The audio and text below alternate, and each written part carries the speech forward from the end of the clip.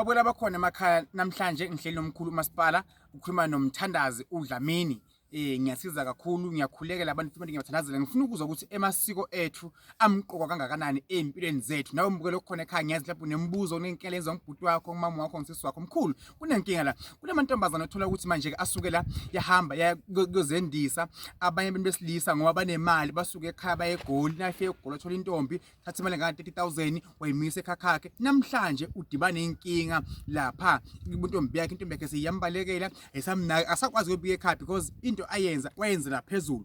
Number 2 abantu besimame bathi hayi mina angizwani nomkhulu kabantu umkhulu bemali afuna benza yonke into phezulu le ekhaya lakhwele khona angashadeli khona ashadeli ivini sekhaya wakhe ashadele nje emzini wakhe noma ke esikomplaza lapho asukeleke khona. Mkhulu bukuphi ubungozi bekwenza izinto ungabikanga emsamo ubungozi bekwenza izinto ungabikanga umsamo sithenga imoto siyibika emsamo salobola asibika emsamo siyashada asibika emsamo bukuphi ubungozi mkhulu?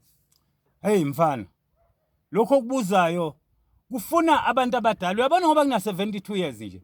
Hayi ngoba ngazi konke. Kodwa angikhulume engikwaziyo. Kunjalo impela. Okokuqala uma udibana nentombi uyayibuza ukuthi intombi ungakwabani. Kuphi? Nibonisane ngothando nize nifike kuphi emalobolweni. Uma usuzoqala usuthatha istep manje sokuthi uyilobolo. Okokuqala uzohamba uyobona kubo wentombi. Okwesibili intombi ayazi ekhaya kini. Beyibone abazali bakho. Ngeke kodwa bethi uma beyibona bese bethi musu kuyilobola musu kuba njalo. Kodwa abantu abadala bayoyibona ingena nje sangweni ukuthi umuntu lo. Uno buhlonipha uphuma emzini futhi ohloniphekile. Kodwa ke ukhona omunye ononele ngaphakathi njengendlanzi. Inyoni ke leyo mhlambe sengiyakulahla mfana wami.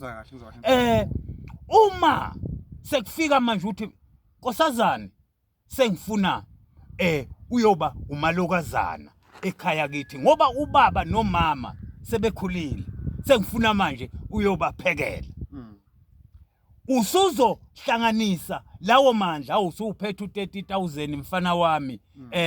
Uyayithatha le mali ufike ubikela ubaba wakho nomama wakho. Baya kwenza ngendlela efanele bayibeka lapha emsamo bayayibika ukuthi nazi inkomo ziyahamba ziyakwandwandwe. Usukhipha wena abantu ababili sebeyokhonga lapha ya. Kwandwandwe. Uma mntanami ungakwenzanga lokho wafika lena wena eGoli noba eThekwini wathatha lo 30,000 wawukhipha ebhange wahamba wawulobola yizeleze lelo. Ngizwa kahle impela. Uyezwa? Ngizwa kahle impela. Right. Eksasa le mali oyikhiphile onikwe wena ngaba phansi ngoba baphezulu ngeke beze bekunike. Ngaba phansi abanika umuntu into. Uma usungababikelanga mntanami ukuthi usiyahamba manje usiyofuna unkosikazi kuyophelelezeni lokho niyoxabana kuze kuyovalwa iphinde leyo nto iphelelezeni uzongibikela kanjani mina ukuthi ukhiphe amakhulu awukuthi empondo wayolobola ngingayazi nanku umbuzo ngikubuza wona. Kuzwakela impela. Mbukele ekhaya ngicabanga ukuthi uyezwa ukuthi yonke into masiyenza masizama ukuthi siyibike emsamo ngamagama la umkhulu uyasikhulisa ukuthi ngendlela esikhuliswe ngayo masingalahla amasiko ngoba kusasa izinto ziyakujikela.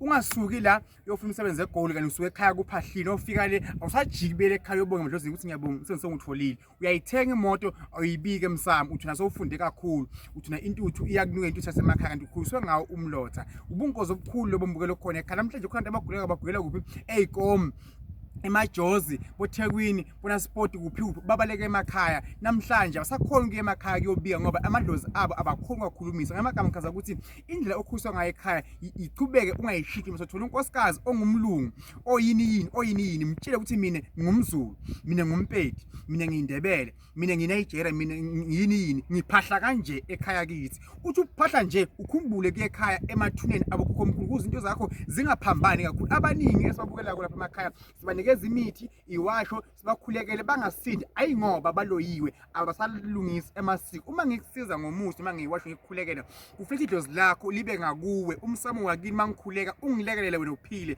inkosi nibuseni khona emakhaya 0715292117 073 1044 262 inkosi ibuse ekhaya ngiyabonga